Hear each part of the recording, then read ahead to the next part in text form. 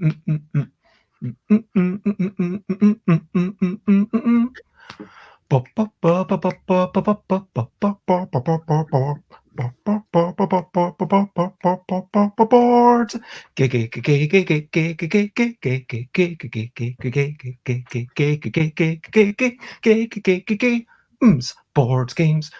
games, it's what I'm talking about.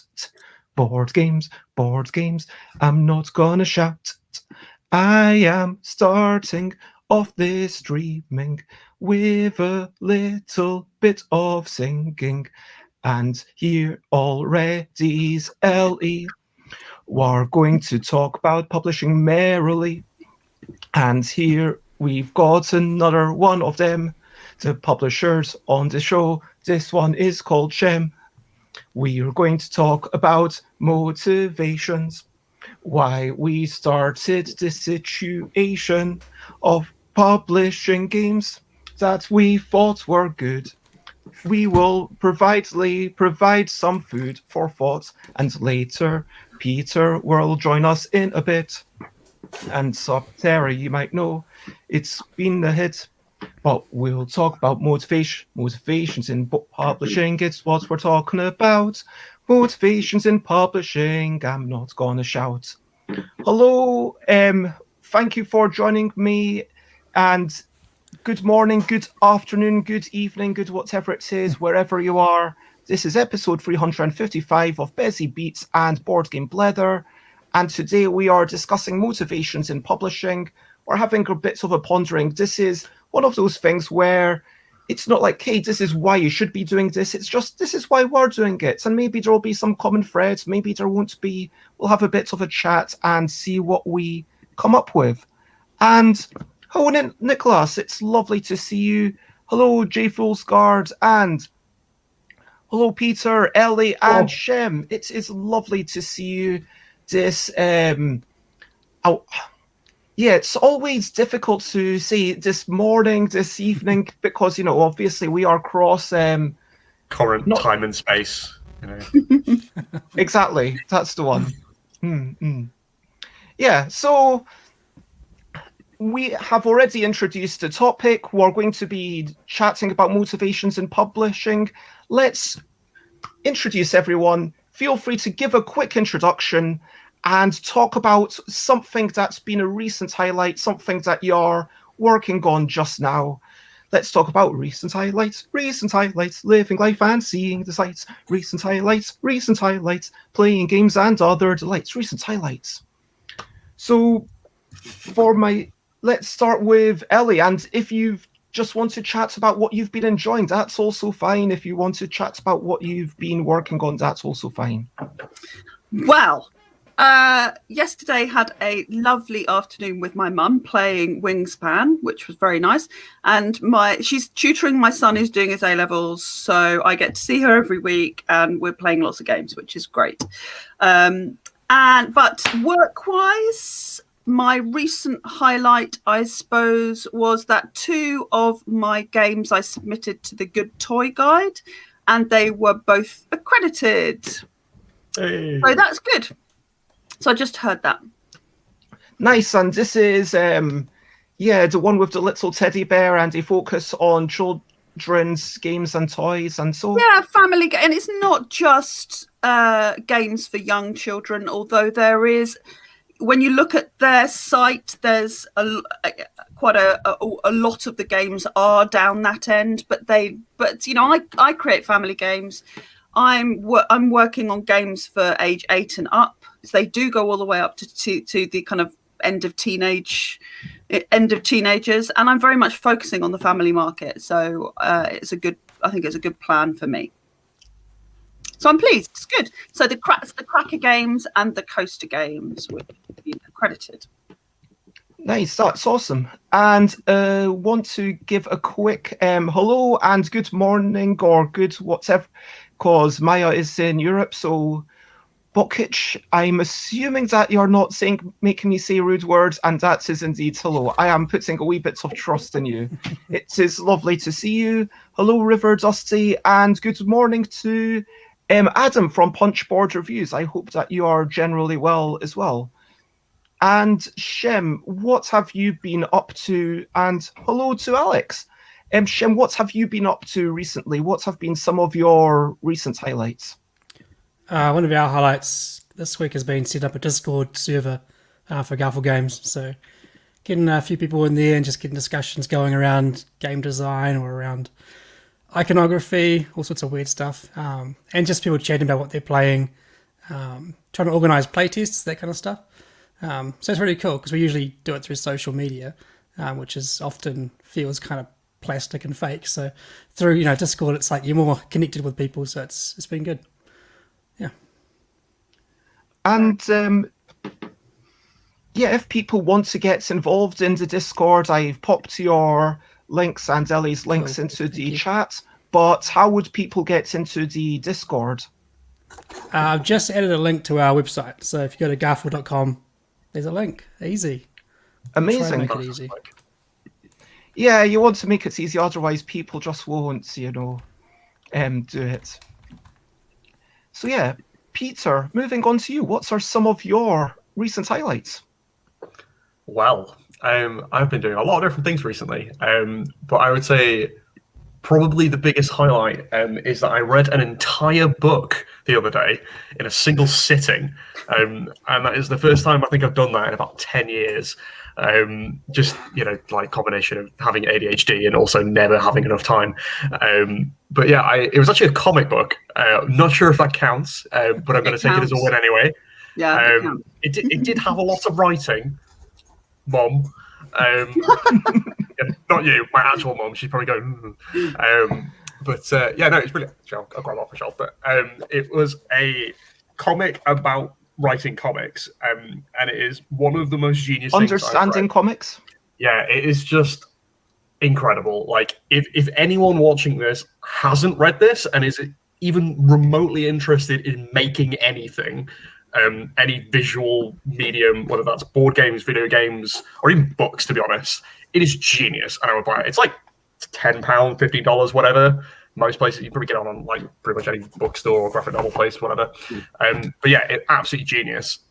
Like, it basically is a comic explaining how comics work by using comics devices in this like delightfully meta, like fourth wall breaking kind of way. But it's just like unbelievably clear. Like, it goes really deep in the weeds into like proper like fine art concepts and like philosophical like concepts to do with like perception. And it's like really goes for it, and it's just ridiculously clear. Like, I'm not that au fait with comic book stuff. It's fairly new to me as an area. But I was just like, I feel like I really understand what comics are and how they work. And like, I got to the end of it and I was like, I want to write a comic. Like, it is 100% an amazing book.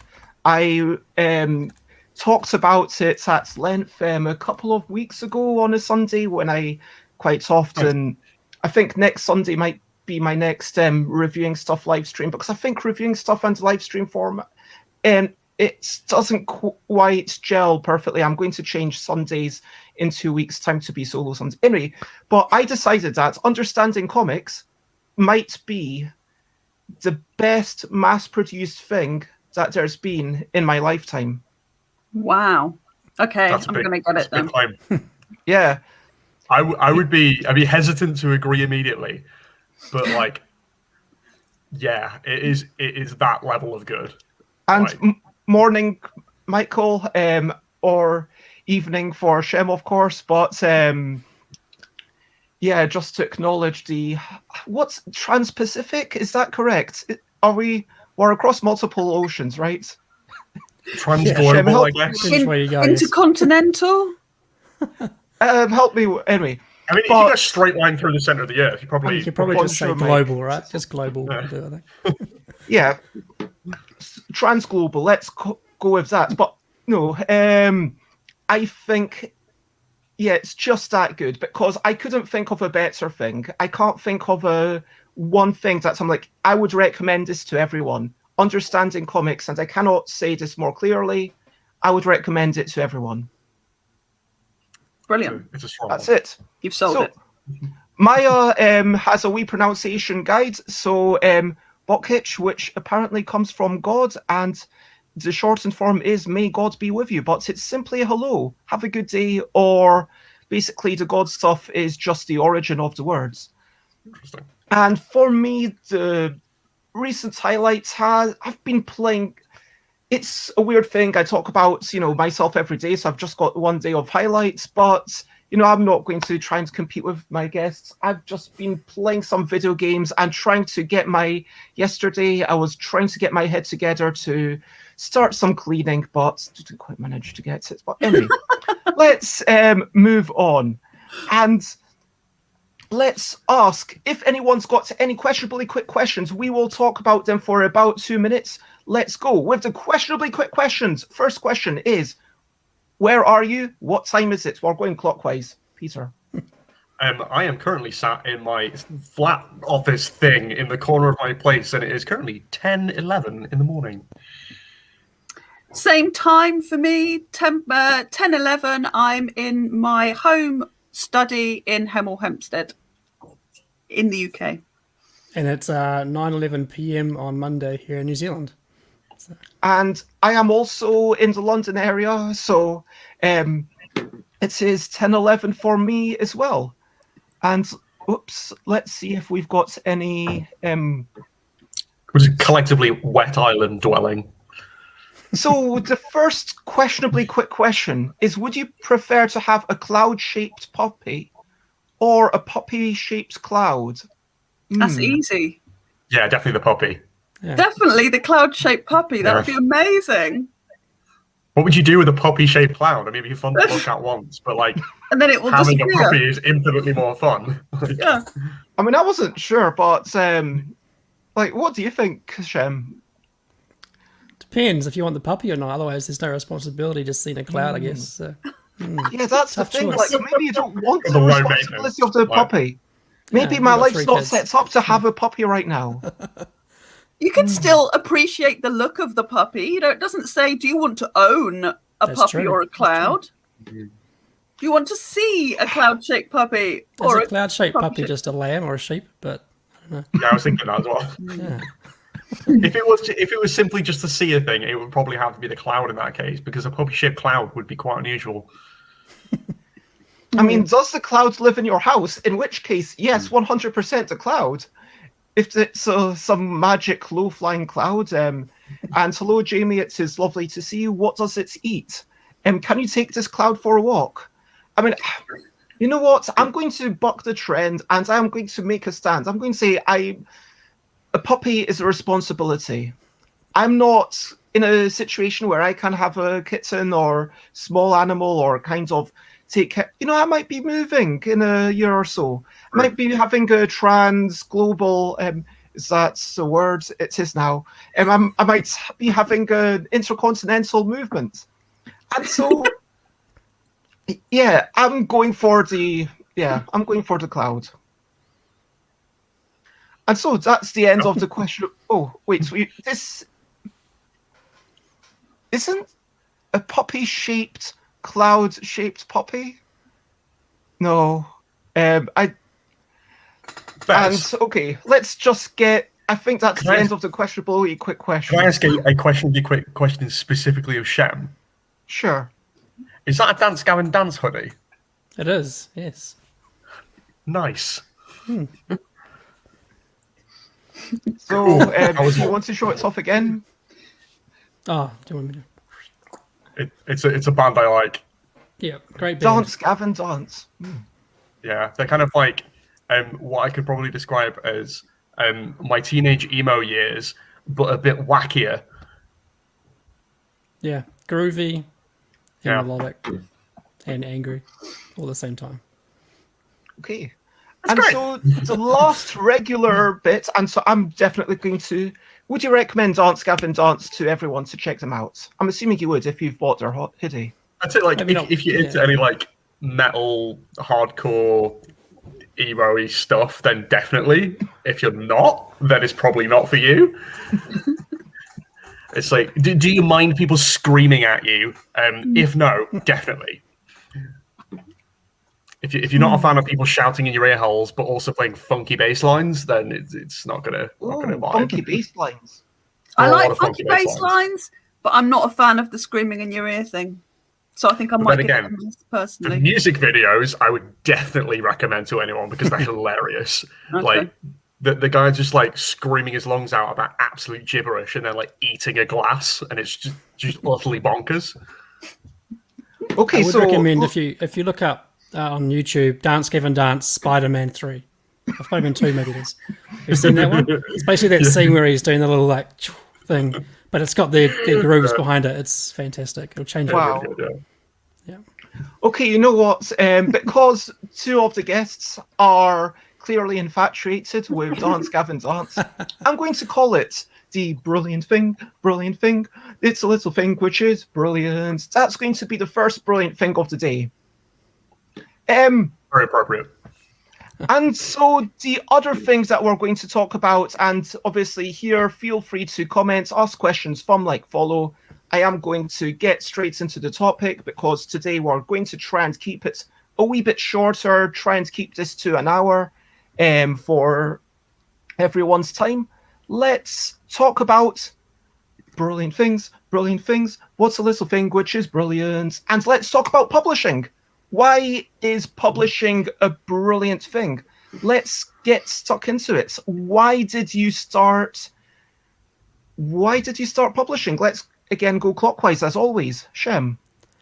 I think I started because I was stuck in New Zealand and there's no publishers here, so I kind of had to do it myself, foolishly, and then just kept trying to make games and keep making them myself, and then eventually, with Kickstarter coming, that's when it kind of like, I can now publish on a global scale. So I don't think I ever set out to like be a publisher. I just wanted to make games, and I'd never been to overseas conventions, so that was never a thing for me to like try and pitch a game to a publisher. So yeah, and it's just the Kiwi way: just you do it yourself, get it done, you know. So was a lack of other opportunities to pitch? Probably just didn't even consider it, to be honest. I just thought, yeah, I can make a game. Sure, I can get things. I can get dice from this place and meeples from this place and box it up myself. Easy, you know. So, and then like 20 minutes per game of assembly, and later I'm like, this is getting hard work to make a game. So I'm making no profit, but you know, still enjoying it. Yeah. That's going back like about 12 years, maybe. Yeah. Aww. For me, it was, so I came out of another business, so I really loved, I've always really liked being in charge of myself. I don't like working for anyone else. I don't like being anyone else being in control of what I'm doing or the creativity, and the idea of, I don't mind the idea of pitching to publishers, and in fact I am pitching some games to publishers, but I like the idea of building something myself and having a business and being in control of it and being able to control the branding and the look and being able to publish what I want to publish. Because I think when you're pitching to another publisher, you've got to fit in. Obviously, you've got to fit in with what they want to publish at that time.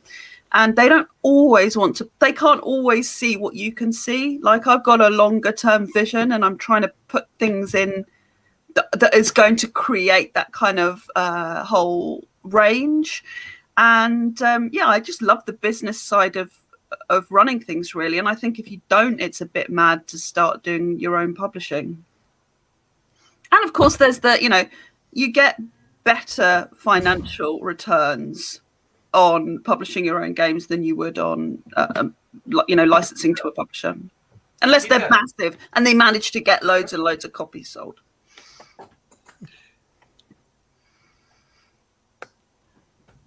Peter. Hello. Sorry, I think my housemate's got some kind of delivery. Same question to you, how you got into it with molecular or whatever. Yeah, complete accident, really. But anyone who knows me is like not entirely surprising. I was at university and basically designed a game with a friend on a whim, and really enjoyed the process. And then we put on Kickstarter, it funded. That was kind of exciting. And then kind of repeated that process. That project was a little bit more ambitious. It did a little bit better, and we kind of like, oh, yeah, I got a taste for this. This is kind of fun. And then decided that instead of doing a real job, that would, pay well and consistently and would have a pension and stuff like that. I was like, hey, wouldn't it be cool if I just risked everything and started a business? So I did that. And I have no regrets 6 years later, in spite of the fact my blood pressure is worryingly high most of the time. But yeah, no, it's wonderful. Like both of you guys have said, I mean, like, it's a combination of loving games and loving making games and just wanting to do that all the time.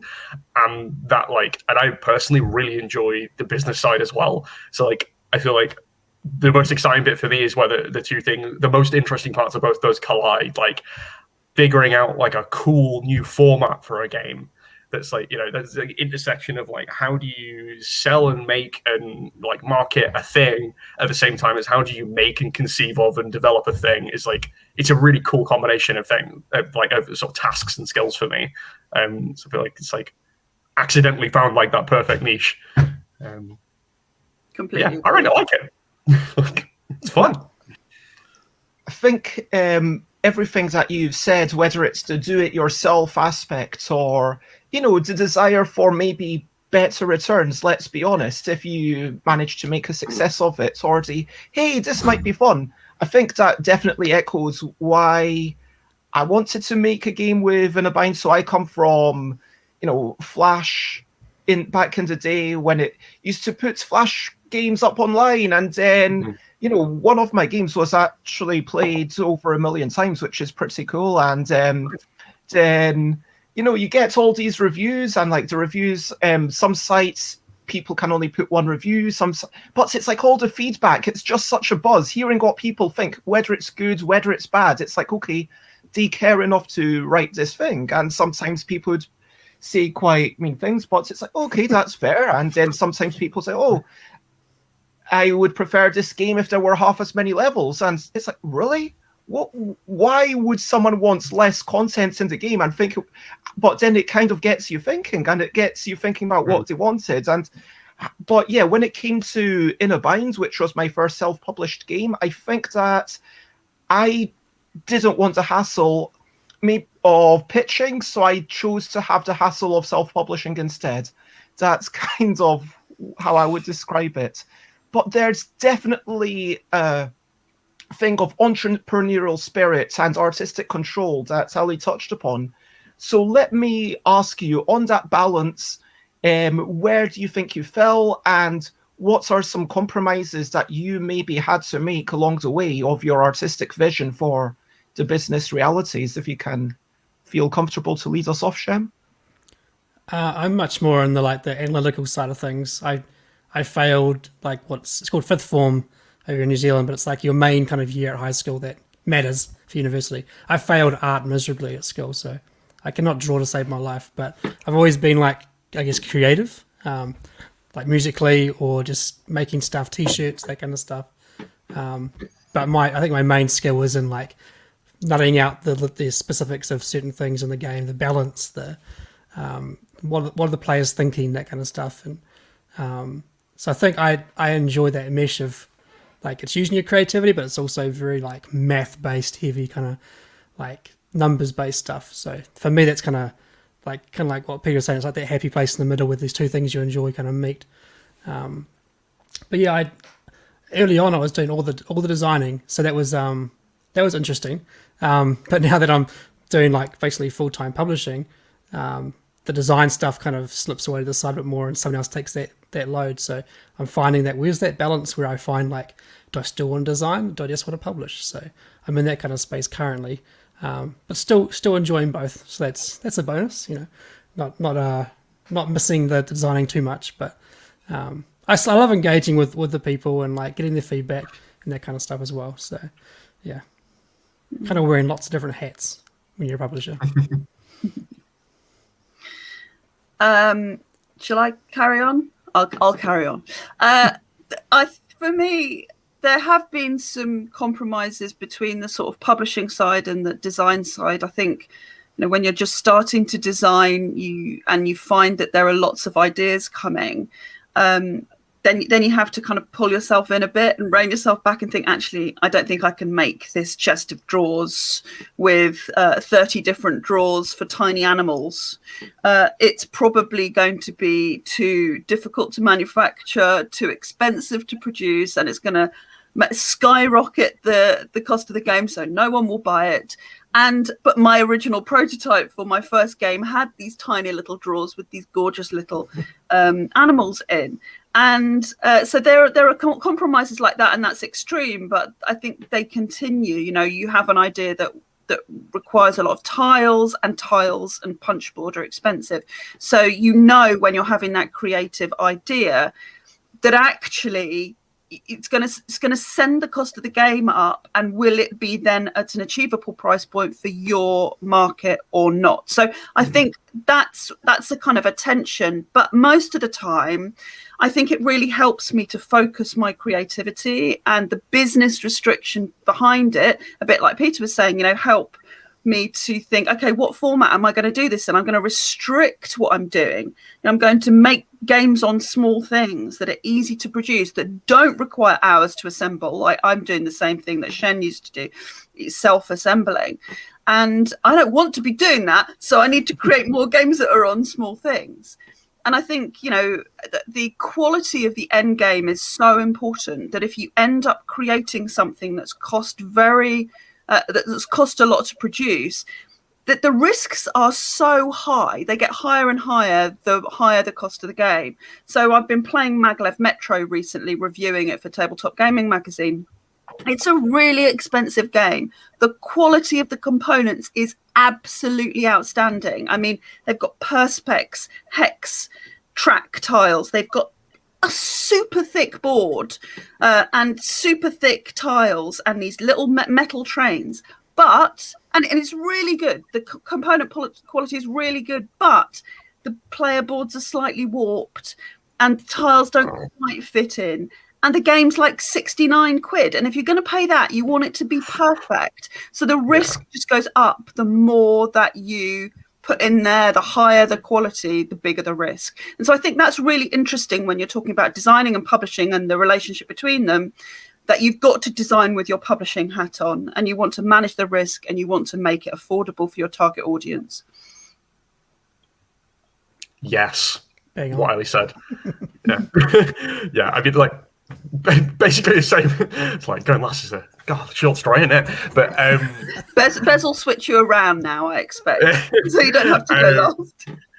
Yeah, I mean, I guess like any sort of creative person of any description, whether you kind of lean more towards, like, I think the three of us probably more kind of leaning towards that, the kind of intersection between like analytical and creative stuff, or you're very much a pure fine artist or a programmer or a mathematician. Like you're always you're always wanting to keeping it fresh. You're always wanting to like make new things and come up with new things, and like ideas will always occur to you.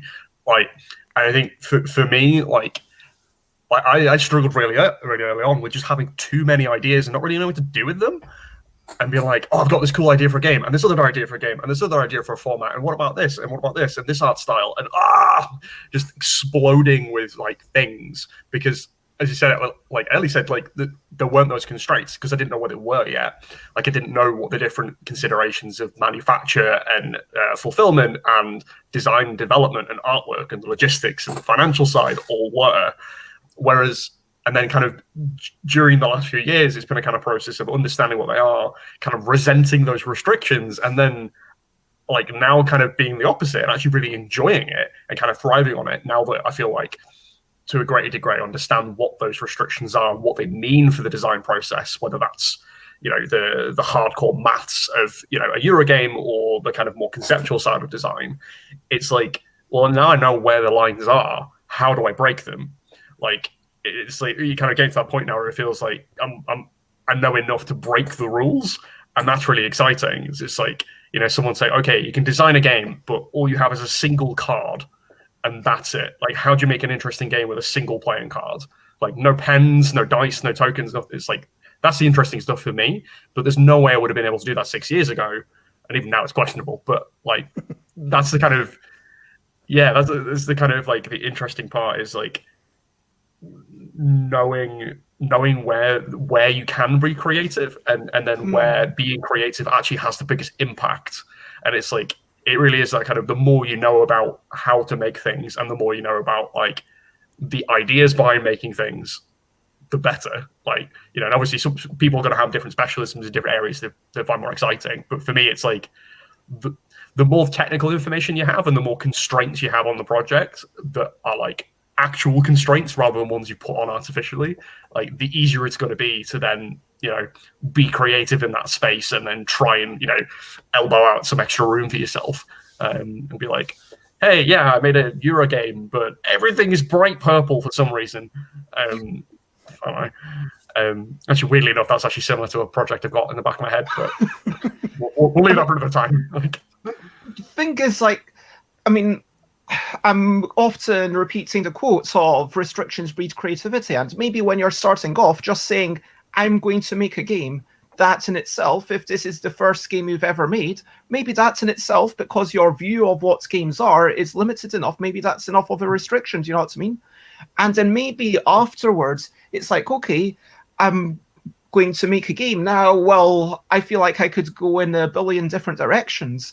And so saying, okay, I'm going to make a game, but it has to be just an empty box, you know, talking about, and so the box is literally the game. And maybe people can put things in it. Maybe you can throw the box around. I don't know. I'm just brainstorming right here. But you've got to be able to think inside the box and outside the box. But yeah, I guess it is really about getting better at these things. And as you progress, you are able to love those restrictions that you mentioned. But I think you have to go through that period of going, I'm going to create everything that I possibly think of, because you don't yet know where your sweet spot is, or you don't yet know what kinds of games you really love making. You don't yet know how much playtesting you want to do, whether you really enjoy the real kind of nitty-gritty maths of balancing, or whether you really want to create stuff with superpowers and that aren't particularly balanced and that are knocking off each other, or whether you want to create something that's a much more simple concept, you know, that you can create more rapidly, that you can design more rapidly. And you don't know until you start. And if you come from a background of playing lots of games, and you've seen lots of games, you've been exposed to all sorts of different types, you might love playing games that you have no desire to actually create yourself. I mean, I'm in that. I would put myself in that category. I love heavy Euro games. I have no desire to go off and create one at all, because I can't be bothered. I get too bored. I want more to create things that are more rapid. I think it's similar to that. I'm exactly the same. Like, I kind of in a different way, in that I think almost similar to what you were saying before, Shem, where you're like kind of moving more in the sort of direction where you're the main time you spend is publishing, the kind of more business side, and you're moving away from the sort of the nitty gritty creative ends, however that manifests itself. And like, I found that like I actually enjoy that more. It's like I wasn't at my best or like my most kind of excited when I was dealing with the nitty gritty of the games, but because that's just not my best application of my skill set. Whereas like the kind of fiddling around with the ideas, almost like finding the edges of the thing, was the thing I found really, really exciting. And it's like, whereas, you know, doing that for, I don't know, Ticket to Ride, I find like mind-numbingly boring, but I like playing Ticket to Ride. You know, like I play that all day long, but I have no interest in making that game. Or really anything like it. So it's like they're not, you know, enjoying the thing and making the thing, and frustratingly not the same. Yeah, it's true. Unless you have anything that you want to say right now, Shem, there's a couple of comments from the audience. So Maya, talking about production stuff, Maya says, Maya was often wondering why punch boards have so many unused tokens, and then realized, oh wait, you want just one cutting pattern, and yeah, okay, that's the reason.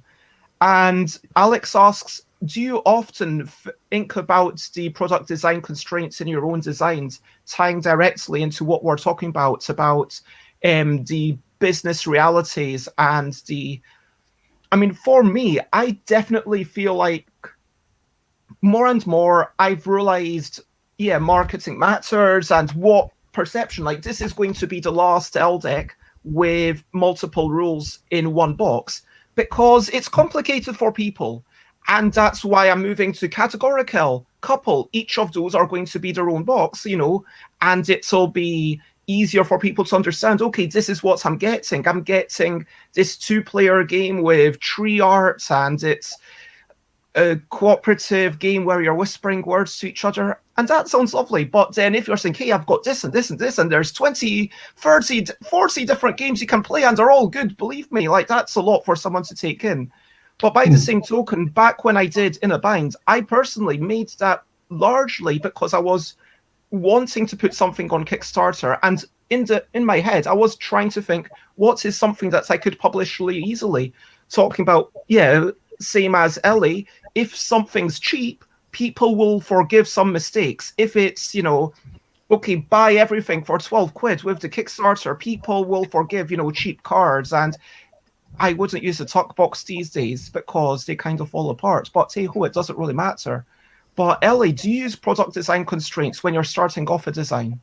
Yeah, so I've got different, and really clearly, because one of the things that I've done to minimize the costs of manufacture. So when I came into this, like, it sounds like you two as well, I had no clue really what I was getting myself into. I didn't really understand anything about manufacturing of board games. I hadn't, gone to any board game manufacturers and done any, recceing before I decided to launch in and start designing games.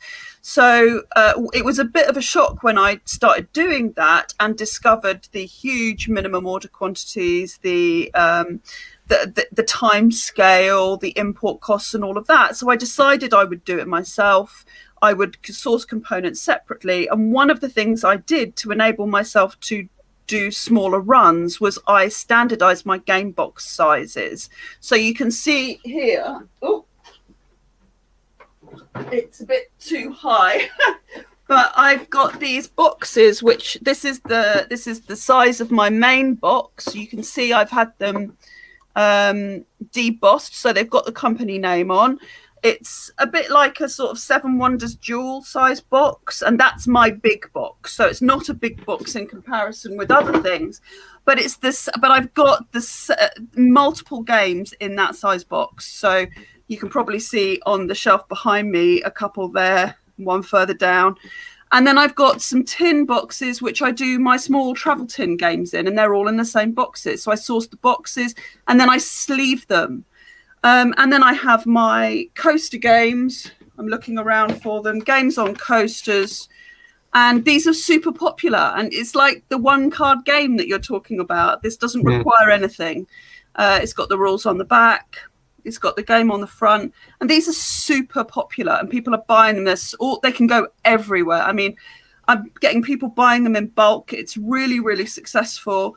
And so I'm thinking of more games for that. So yeah, I'm starting with the format to create the game. And that's what I'm doing throughout. I've got notepad games like these.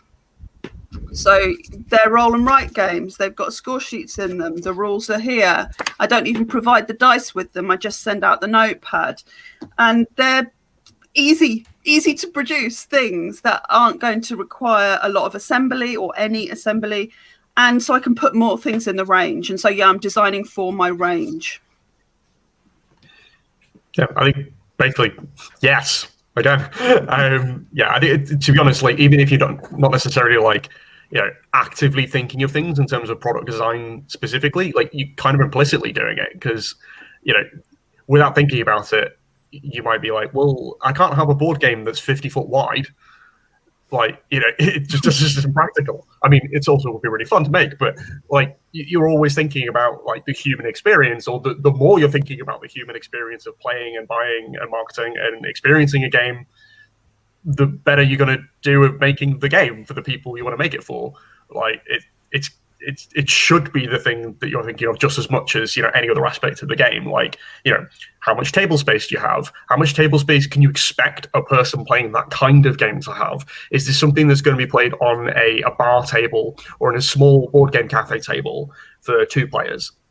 Is it is it a big Euro game that you'd expect to play at a game night with friends on the table that's behind Shem, where you can expect a bit more spread out time because people sat down for 2 hours, they got the drinks, they got the snacks, like, all right, let's sit down, let's play a game. That's a really different experience to playing a game in a pub, or playing a game on a train that maybe has something like a small card game. Like, is it competitive versus cooperative, where people sat on the table, like what's the lighting like? All this kind of stuff is all feeding into those design decisions, whether it's mechanical or visual. So like, yeah. But yeah, I mean, stuff like we've done actually similarly to Ellie, standardized box sizes. So like we have like 4 different ranges of games, and 3 of those ranges have standardized box sizes. Just because it's easier to design with, when we're just like, we know there's like another constraint that's like, we know that we wouldn't necessarily need to have much wiggle room either side of that particular thing. So it's like, well, let's just define it as a constraint, and then it's one less thing we need to worry about, and like one more kind of edge to this like expansive field of design space that we can kind of consider as fixed. And then it does kind of narrow things down a bit. And then, recently, I've been thinking about format a lot and what that kind of means for design. Like the Alba stuff, it's a book. There's only limited things you can do in a book.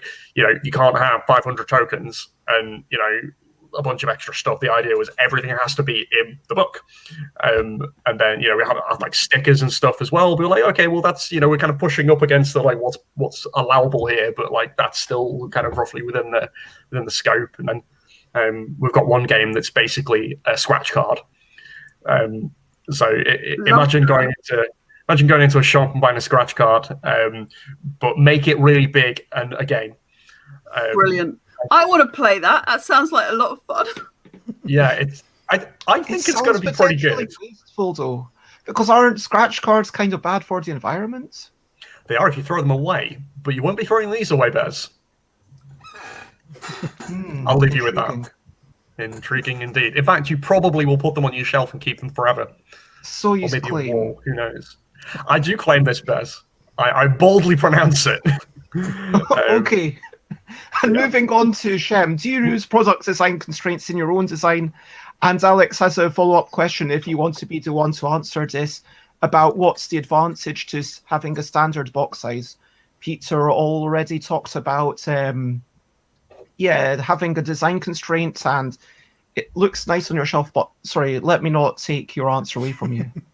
I actually think the biggest plus of having a standard box is actually so your shipping costs.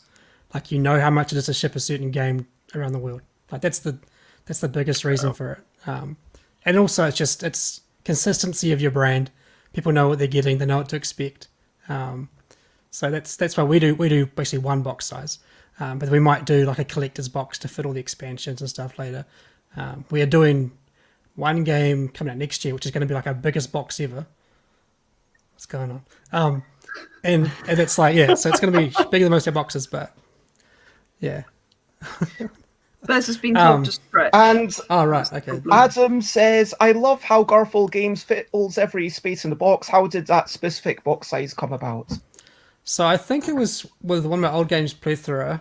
It's my first time using a Chinese manufacturer, and I knew what components I wanted in the game, and just asked them, do you have a box size that would fit these components? And they came back with this die of like, this is the shape you could use. Here's the guidelines. So I made the box that size. And then when I went to my next game after that, I was like, well, I guess I'll use that same die they gave me because I'm inexperienced. I don't know what I'm doing. So I'll use that exact same template they gave me for my next game. And I've been doing it ever since.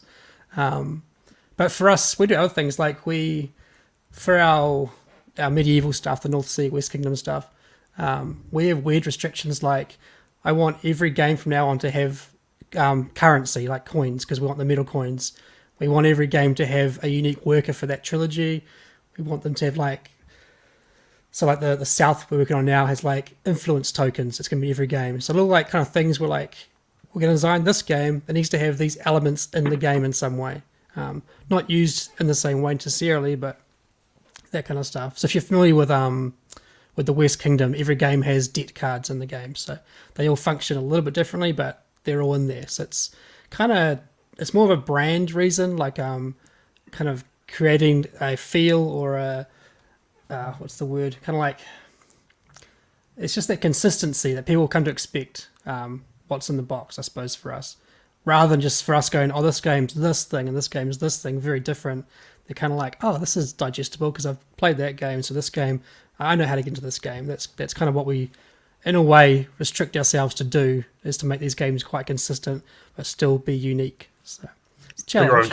Your own company's sort of language for games. Yeah, right? yeah, basically, yeah. So that it makes our games easy to learn if you've played one or two of them before. Yeah. Maya, talking about you saying you know how much it costs to ship. Maya asks, doesn't shipping also have to do with weight?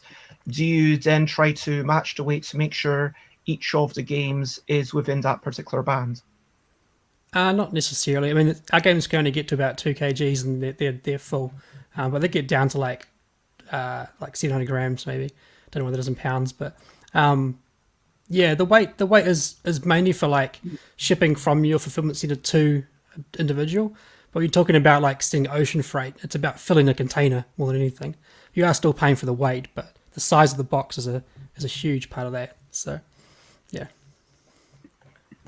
And Alex mentions apparently Rob Davio's got a quote saying that he wished he'd shipped Fireball Island with a brick in it because it's an expensive game, but it's a very lightweight one.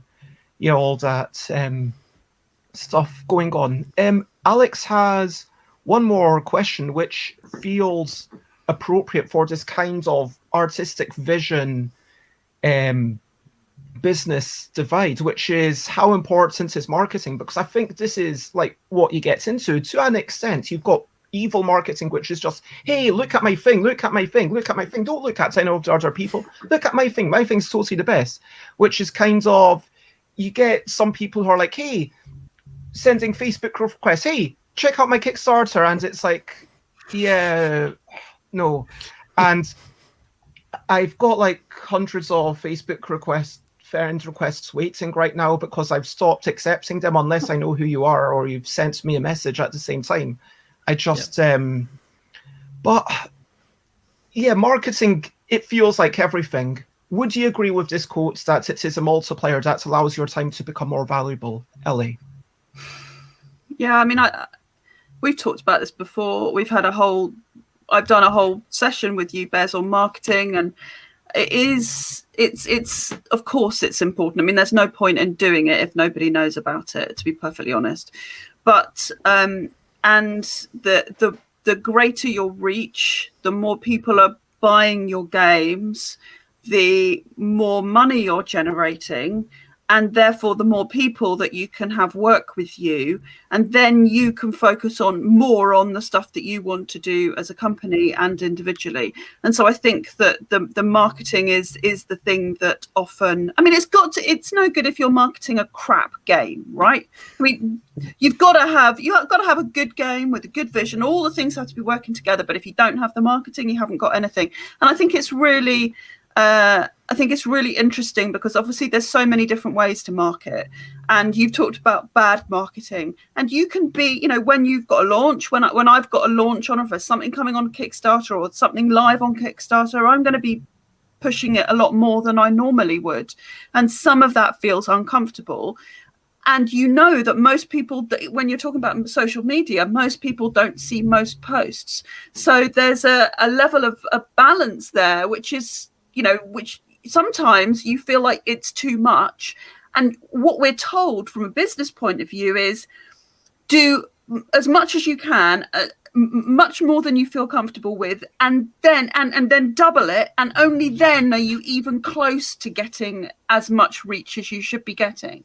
And so you're balancing that with the fact that you can't bear to talk about this game one more time. It's just too much, and you can't think of another way to say the same thing. And it's really difficult. It's a challenge, and part of it is about using different platforms and doing it in different ways and making sure that other people are talking about things for you. So the reviewers are really important, because then it's not you saying the stuff all the time, it's them saying the stuff, and that helps you because you can share things out and it gets to different platforms. Yeah. Peter, Yes. Yeah. What's more? I always see marketing as there's two big sort of things I think about whenever I'm kind of thinking about it. One being kind of imagining all possible people in the world and thinking every single one of those people, whatever this product is that I want to sell them, has got an amount of money that they would pay for that thing. That is the maximum amount of money that they would feel like it's a fair trade. So if I said to Shem, okay, I've got this Euro game here and it's £35 to £40, and it's XYZ and something. I'm basically just describing one of your games at this point, and I'm like, here you go. You're gonna look at that and go, yeah, cool, that sounds good, I'll buy that. But if I then, gave it to, I don't know, one of my cousins that's not into games as much, they might go I'd give you £20 because I'm not as fussed about those kinds of games. And then maybe to someone who never plays board games, I'll give you a £5 because I have no interest in games, but sure, it has some intrinsic value. So kind of thinking almost people on a curve of there are a very, very, very small number of people who will spend a ton of money and most people will spend next to nothing. So it's one kind of curve of potential sales almost, and where you set your price at and the number of people is going to determine, where you kind of pitch things. But then at the same time, it's not as easy as that, because that conversation I kind of imagine myself having with each of those people is marketing. That's that kind of conversation, the communication you're using is what that is, and that's never perfect, because me saying the same thing to Shem or my cousin is going to be inefficient. Ideally, you would want a perfect marketing thing that each individual customer that perfectly understands their needs and interests and their collection, their space on their home table, how much space they have on their shelf, what kind of themes they enjoy, all that kind of stuff. So you're approximating both the way that you describe the thing and the understanding of the people you're selling to at the same time. So it's I definitely go for an eclipse the sun kind of level of marketing whenever I'm going to do it, because I'm going to shoot as much shit on the wall and see what sticks. But the idea is, if I can at least make sure the shit is well directed, and the turd cannon is fairly well optimized for the things I want to stick it to, then cool. But yeah, I mean, it's not just about volume. Volume is important, but it's also got to be carefully curated volume. So you want a good diversity of poop types, but you also want a high volume of poop. Let's not stick with this metaphor forever. I'm enjoying it. It's fantastic.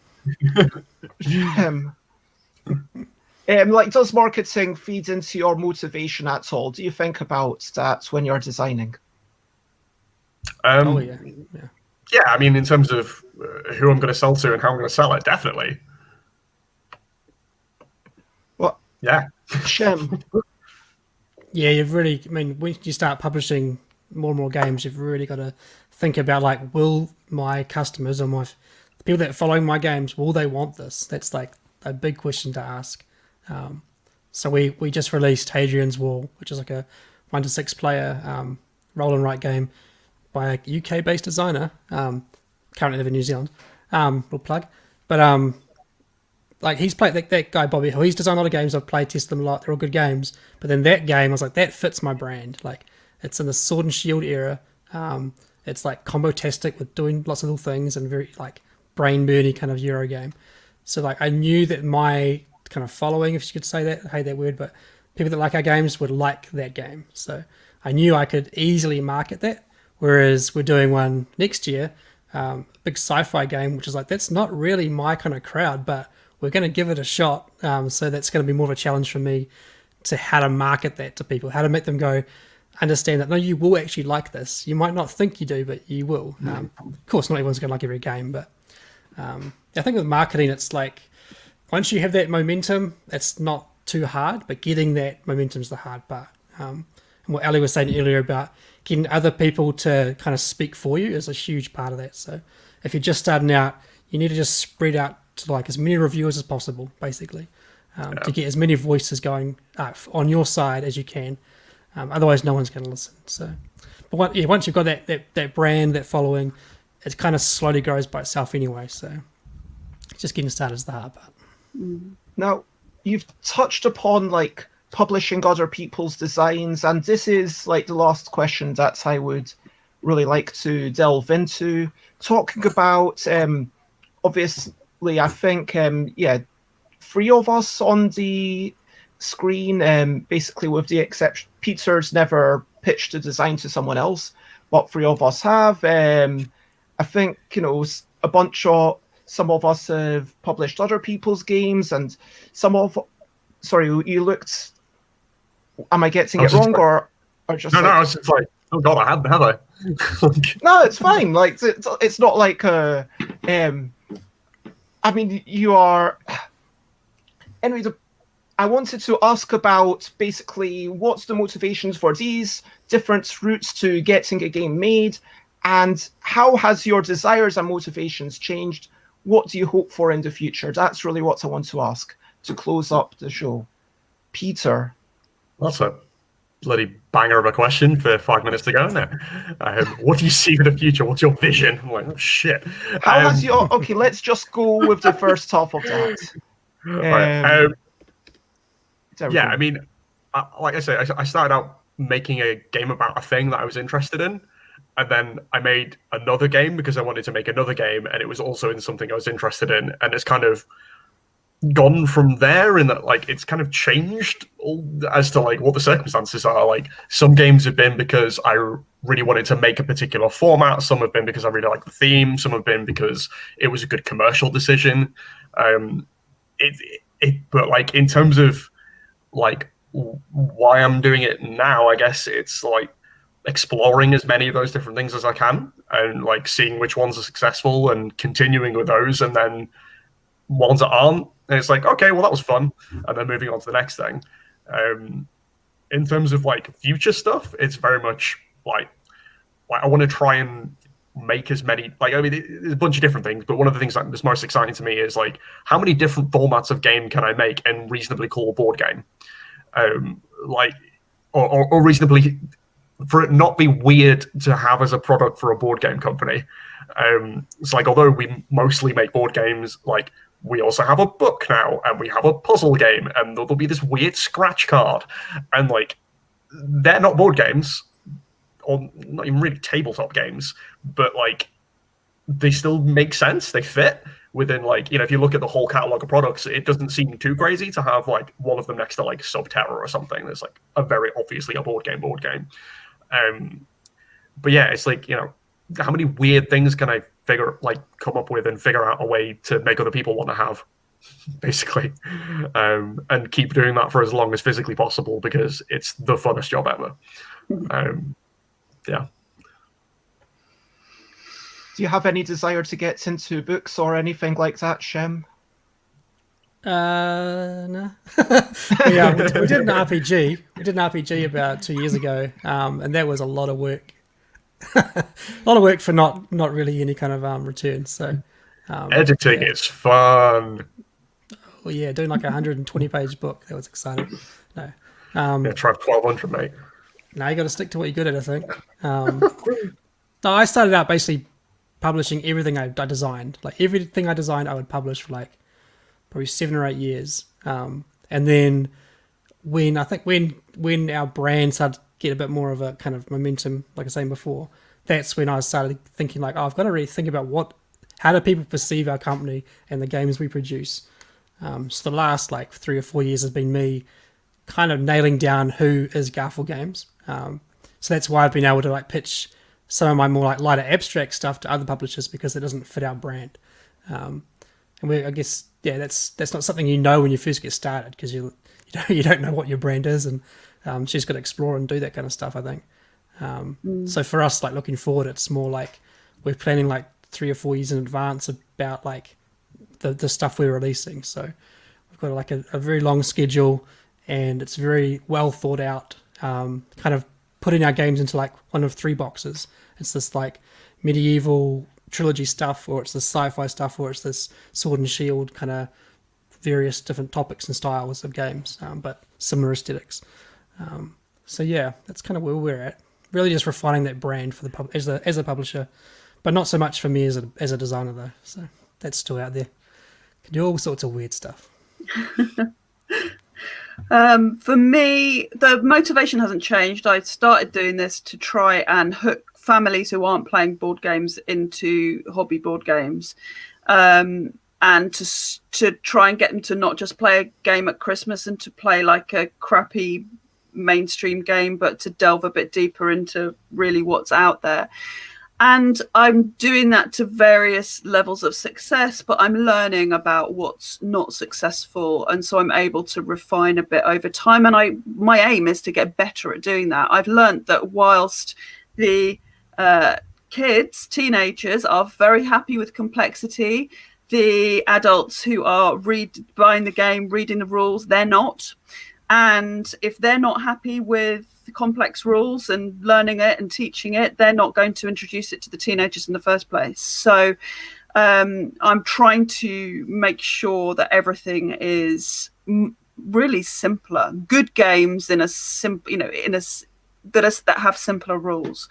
So that's the sort of motivation when I'm pitching games to other people. It's because it's usually the same kind of it's the same audience, but it might be because it's more complicated, or at the moment it's because it's I think that the game's a really good idea and I'm not big enough yet to get it to a big enough audience. So it's a marketing ploy really to get my name out there a bit further, to get people then buying my games through the Dark Imp by getting a game out to a big publisher. So yeah, it all comes back to that marketing, I guess, at the end of the day. I mean, I think to summarize, it feels like everyone started thinking about the audience a bit more as time's gone on, including myself. You know, at the start, I was maybe projecting and thinking, oh yeah, I would love to have a deck of cards which you can play loads of different ways. And, you know, I'm very price conscious, but, you know, most people aren't quite as price conscious as that. And if it's a good game, yeah, sure. 15 quid, well, that's nothing for one game. You don't need to sell them that there's 7 great games that they can play with it. And, you know, that's just one example. But before I do the wrap up, because I know some of you are wanting to skedaddle, let's go through the links and let's let everyone know where to find you. These are already pasted in all the comments wherever you're watching. So, Peter, where do you most like to be found? Just randomly in a dark park on a path through the woods or something. I don't know. No, don't do that. That'd be terrifying. Yeah, social media. Easiest way to find any stuff that we're doing is like website, social media. It's where all the latest information about products, games, releases, competitions, updates on things, all that jazz. It is at. If you want to know the deepest level gossip, then we have like an insiders of the box group that's basically like playtesters and like competition, all sorts of stuff that you can join up, or you can sign up to playtesting via the newsletter, all that jazz. Yeah, that's me. And Shem, where do you most like to be found? Anywhere really.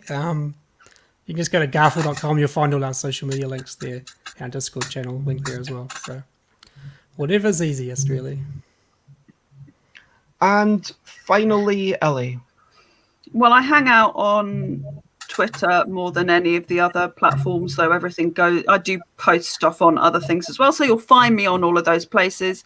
But Twitter's where I'm choosing to hang out. Yeah, or the website, darkimp.com.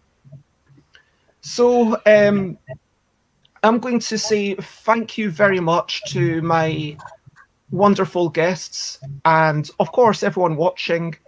And I will say goodbye to now. Let you crack on with your busy days and crack on with making more amazing stuff.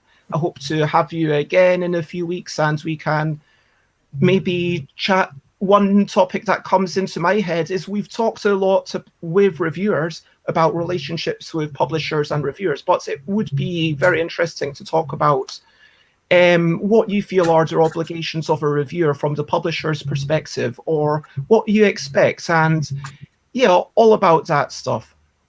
So maybe we can have a wee chat about that, but it's been lovely to have you. So for now, thank you very much. And if you have to skedaddle, I will let you skedaddle. So thank you again. Bye, Thank you very much. everyone.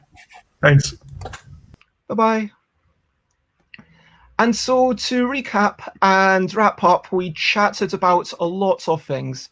We chatted about Ellie getting into the Good Toy Guide, about the band Dance Gavin Dance, about the responsibilities of owning a cloud-shaped puppy, about being a cloud, about maybe trying with the DIY returns and the just why not that Peter Blenkharn was talking about, and the whole doing less designs like Shem was talking about. As you start becoming a publisher, you do have to start thinking less about the designs and think more about the marketing, about the product design, about everything else that's involved, about the material costs of things. And yeah, people forgive stuff. It's a cheaper game. That's a great point from Ellie. If you've got a £69 game, you want to make sure everything is perfect. And Peter talks about learning these restrictions, starting to resent them before thriving on them. But you've got to think about how they're played. I mean, I don't know if anyone else took Peter saying, oh, you can't have a 50-foot game as some sort of a challenge. I mean, I was trying to translate that into meters. I think that's about 16 meters. So could you have a game that was 16 meters? Maybe, like, I guess at that point, it pretty much becomes a sport, really. But yeah, just exploring all the possibilities. And so it was a lovely, lovely thing. And so, yeah, thank you to all the people. I'm sure everyone will be happy to hear that it was very well received. Thank you, Adam, for watching along. Jamie, oh, you've made Biscoff chocolate tiffin while listening. Are you trying to make us jealous? What's going on here? You'd love to hear to the next show. Great. And thank you, Nicholas. And so that is the end of the show. If you want to check me out, I am stuffwithbez.com. Stuffwithbez basically everywhere. Twitter, Instagram, twitch.tv/stuffwithbez, where I'm streaming every day at 10 a.m. UK time. YouTube for the old stuff, but the things I really want people to check out, it's hard. Discord, please join my Discord, and also please follow the LDEC on Twitter. If you aren't already, then Chris pops up Wii games and all sorts of things. And I think now on Mondays is going to be a new puzzle with Alex that we've decided to call Total. And so, yeah. Thank you, says J Guard. No, thank you. Thank you for being here. And the final section before I say goodbye is over to what are you up to? You can share, but only if you want to. If you've got anything that you would share, whether it's something that's burning in your mind, you need to share it because you feel it's relevant to the discussion. Maybe you feel like, hey, this is something that I want to get done today, and maybe telling other people about it will increase my chances of actually doing it. Maybe you've got some good news that you just want to share. If you've got anything that you want to share, but only if you want to, there's no obligation, then feel free to share right now. And thank you, Maya. I really appreciate you saying that.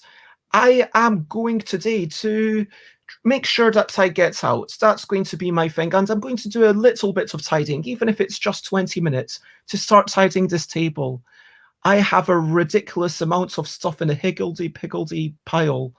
And I should there's definitely some stuff that could go into the recycling, some stuff that could be thrown away, and some stuff like 221B Baker Street, for example.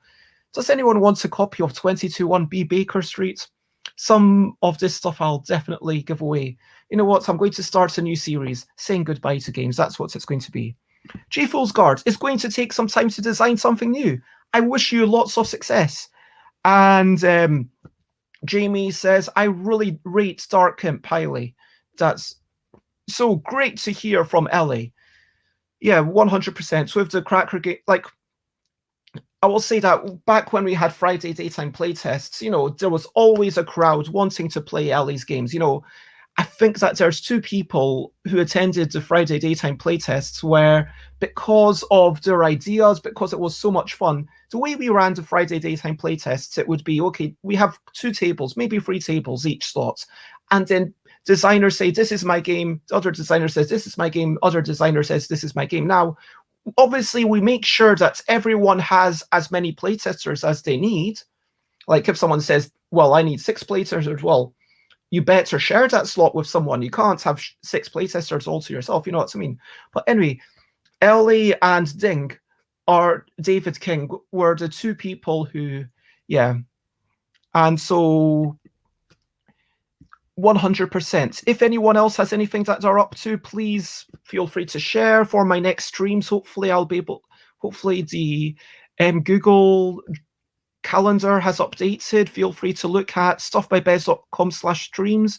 Tomorrow I am meeting James Hamilton, who is a entrepreneur, has been involved, let's rephrase that, has been involved in publishing, convention organizing, retail, and all sorts of things. Tomorrow evening, I don't know what we're going to play. Hopefully we whimsical creatures, as long as I get a bit of drawing done. That's what I'm going to try to do today.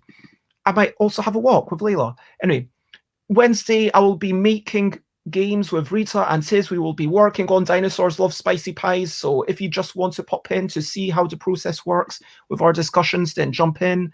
On Thursday, we'll be chatting about marketing with Dina. Friday, just to clarify, is always a Friendly Friday forum. And on Fridays, anyone can jump in. It works in your browser. I send a link. If I know you, if I know your name, if I've got some trust for you, you can jump in. And yeah, it's, you know the rules. Keep it family friendly, basically.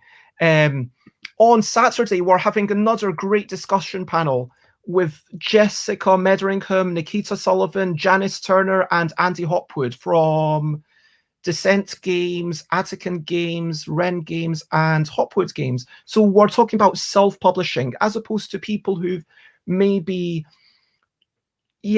tried to do it. And so we're talking about very similar things with a totally different group of people. I have no idea how this different conversation will go, but I'm excited to find out.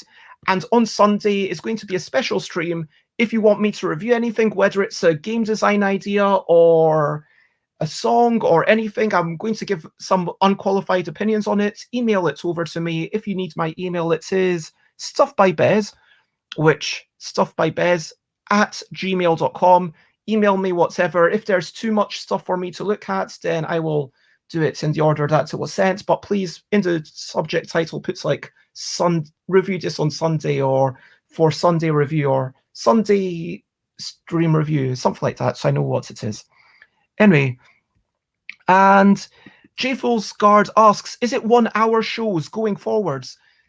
So I am going to have some more focused things. I am going to have some of them be shorter, some of them longer. It totally depends on the guests, but I am going to be very open to people coming in and saying, hey, I only want to be around for an hour. And if people want to be around for an hour and I feel like they've got something worth hearing, then 100%, I would love to have those people on. I'm trying to actually think, like James Hamilton will probably, it might be an hour, it might be a wee bit longer, I don't know. On Tuesdays, in the evenings, I always aim for an hour, and we've been fairly successful. I normally go to 65 minutes, and then we raid Loserpalooza, right? Game making, that's going to probably be a couple of hours, because that's more of a process. Marketing with Dina, that might be an hour, I don't know. Friendly Friday Forum, those ones will actually be shorter. I've decided, yesterday I made a decision that from now on, every Friendly Friday Forum is going to be outside in a different location. If you have suggestions, but next week is going to be out in the garden, and then in future, maybe I'll be in front of the Houses of Parliament. Maybe I will be on I was about to say London Bridge. Which one would be better, London Bridge or Tower Bridge? Probably London Bridge is slightly better because it's a bit wider, so you are able to socially distance while you're live streaming, although it would probably still be a bit odd. But yeah, this is, maybe I'll cycle up 30 minutes that way to find a new park. This is going to be my new thing. Every Friday it's going to be in a new place. And yeah, but yeah, 100% lovely people, and both these discussion groups are things that I'm planning to make a regular thing, like every 4 or every 6 weeks, whatever we can do. And so yeah, thank you for all the questions. If you feel like this has been a good show, like if you are excited about the future shows, then please let other people know, share, spread the word, And I am now going to read. And I want to say thank you, everyone, so much once more for being part of this. Let me see who is live. We have Amadeus. I've not raided Amadeus for quite a while. So let's go, and if you enjoy piano music, if you enjoy duck music, by which I mean someone actually making the noises of a duck while they're singing occasionally because they've got a strange panel reward. If you like sea shanties, if you like growly singing, then you will be in for a treat because we are about to raid such a person. Feel free to copy paste some of this raid call, raid Amadeus _ Yep, there's an _ music. And this is now really the end of the show. So lots and lots of love to everyone. And I want to say the one thing, which I always say at the end, and that is, bye, bye, bye, bye. This is the goodbye song. Bye, bye, bye, bye. Thank you for watching along. Bye, bye, bye, bye. This is the end of the show. Bye, bye, bye, bye. And now it's time to go. Bye, bye, bye, bye. This is a goodbye song. Bye, bye, bye, bye. Thank you for watching along. Bye, bye, bye, bye. This is the end of the show. And bye, bye, bye, bye. And now it's time to go. So yeah, bye-bye everyone. And yeah, thank you very much for watching and being part of the crowd and being lovely. Bye Nicholas, bye Chieflesguard, bye Alex, bye Jamie, bye everyone else who's still around. Thank you everyone for watching. Bye Maya. Bye everyone. Thank you. Bye-bye. Bye-bye. Bye-bye. Bye-bye. Bye-bye. Yep. That's it. Oh, stick around for the raid. Bye-bye. Okay, I better finish. Bye-bye.